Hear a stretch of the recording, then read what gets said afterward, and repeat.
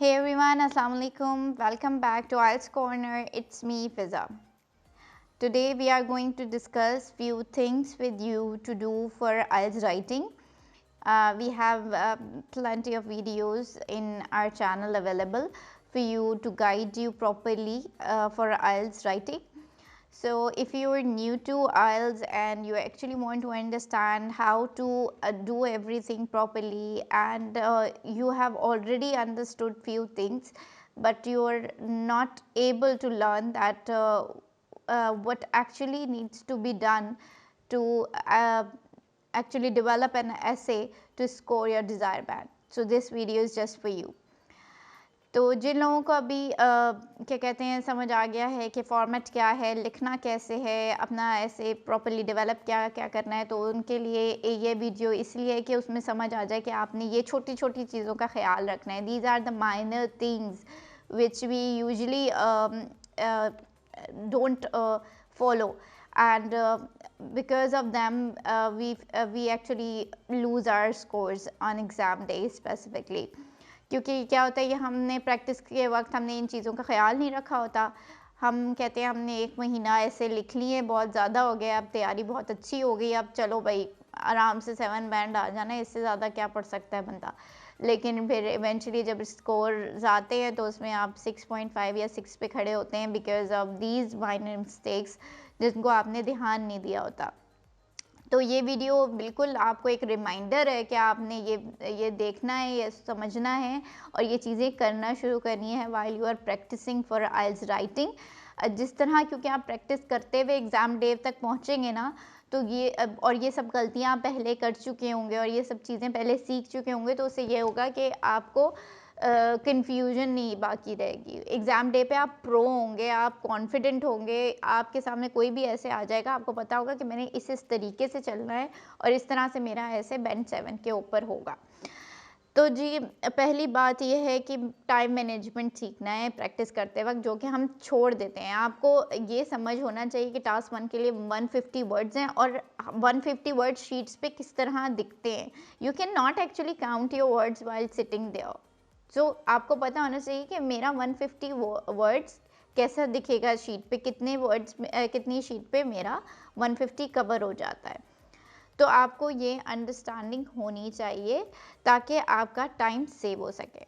और यही आपको टास्क 2 के लिए भी पता होना चाहिए कि मैं 250 वर्ड से ज़्यादा ही लिखूं, क्योंकि कुछ ऐसी गलतियां हो जाती हैं, कुछ वर्ड्स ऐसे रॉन्ग हो जाते हैं, कुछ ग्रामेटिकल सेंटेंसेस आप ऐसे गलती कर जाते हैं कि वो एवेलुएशन में आते ही नहीं है. अगर वो गलत है तो वो तो वैसे ही वर्ड काउंट आपका कम हो गया.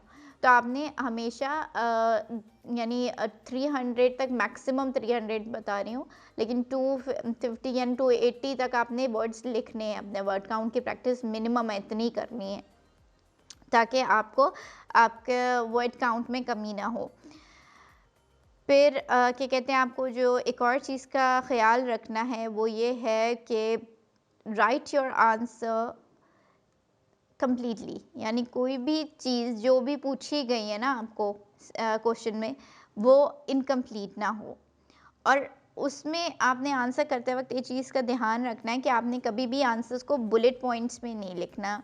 ये चीज़ मैं आपको पहले भी बता चुकी हूँ कि कोई भी वर्ड एब्रिविएशन में नहीं होना चाहिए, किसी भी तरह की बुलेट पॉइंट्स नहीं होने चाहिए. You will eventually lose your marks. And simultaneously आपने प्रूफ रीडिंग भी करते जाना है. जब आपने लिखते जाना है ना अपना ऐसे, so you need to do it कि आपने अपनी प्रूफ रीडिंग जारी रखनी है. और आपने प्रैक्टिस करते वक्त भी इस चीज़ का ध्यान रखना है कि आप अपनी प्रूफ रीडिंग करनी है. Once you have done your introduction, just start reading. आपने प्रूफ रीडिंग कर ली, आपको उसी वक्त अपनी स्पेलिंग मिस्टेक्स पता चल जाएंगी, अपनी ग्रामेटिकल मिस्टेक्स पता चल जाएंगी. Come on, you are using a lead pencil और you just typing on computer. आप इरेज करें, उसी वक्त उसको ठीक कर दें. बिकॉज आपको अगर वही बात मैं बार बार दोहराती हूँ, असेसमेंट क्राइटेरिया को देखना है. जितने एरर फ्री सेंटेंसेज होंगे उतना ज़्यादा आपका बैंड स्कोर होगा.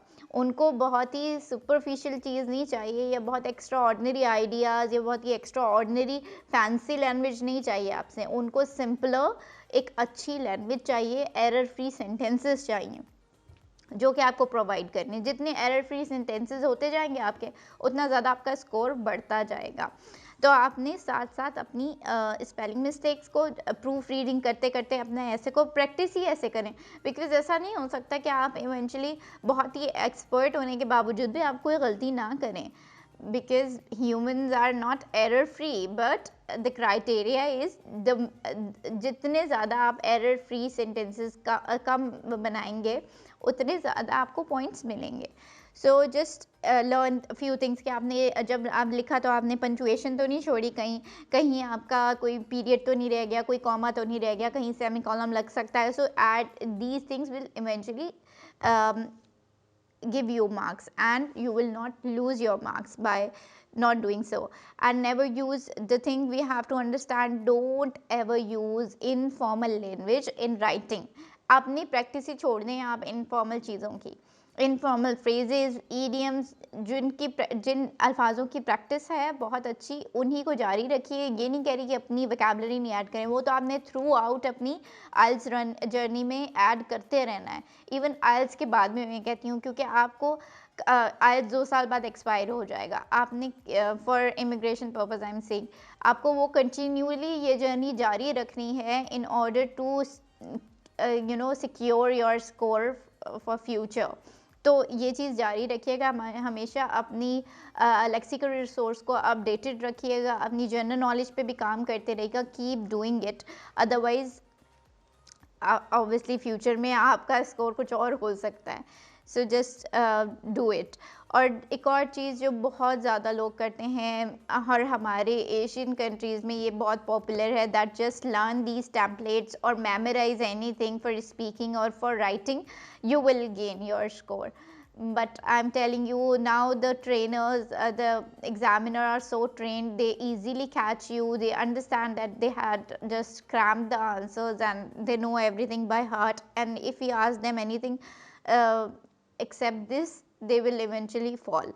तो even for the writing style they know, उनको ये टेम्पलेट्स याद हो गए हैं बिकॉज इतना ज़्यादा इस्तेमाल किए गए हैं. शायद शुरू में इससे स्कोर मिल गया होगा लोगों को, maybe they would be the lucky ones, but अब जाके they have already understood that okay these are the patterns and these are the things they have learned, and now they are just using it again and again. So don't do it. This will never help you, and eventually you will lose your marks. So what you need to do is you need to keep the several last minutes to reread everything you have wrote. तो अपने आप को practice करते वक्त ही 5 minute planning के, 5 minute या मैं कहूँ 3 मिनट भी आप रख लेना आखिर की री रीडिंग के लिए, इतना हो जाता है. अगर आप अच्छे राइटर बन चुके हैं ना अपने आइल्स एग्ज़ाम से पहले, तो आपके लिए कोई मुश्किल नहीं है ये 3 मिनट निकाल के अपनी सारी चीज़ों को रीड करना. Because what you actually need to do is you're making your answers error free, and this is the actually word for this video. Make your writing as error free as you can, because this is the only possible way to gain your score. So this video will be ending here on the note that just learn this word error free, because this is the major thing in the assessment criteria we have. तो हमने कोशिश करनी है कि हम possibly इतनी अच्छी writing practice कर लें, और प्रैक्टिस करते वक्त इन चीज़ों का जो मैंने अभी बताई हैं इस वीडियो में, इन सब चीज़ों का ख्याल रखें. अगर आपने जस्ट स्किप कर दी हमारी पूरी वीडियो तो प्लीज़ पीछे जाके पूरी देखिए, ताकि आपको समझ आ सके कि हमने इसमें क्या क्या चीज़ें बताई हैं जिसका ख्याल रखना है. For further help and guidance, you can join us. IELTS Corner is there for you. We are available for everyone, international student and local student in Pakistan. So join us. We have our WhatsApp number on description. Just contact us for anything you really need, any solution you are looking for, and I hope to help you in every possible way. Till then, take care. Fi aman Allah. Allah Hafiz.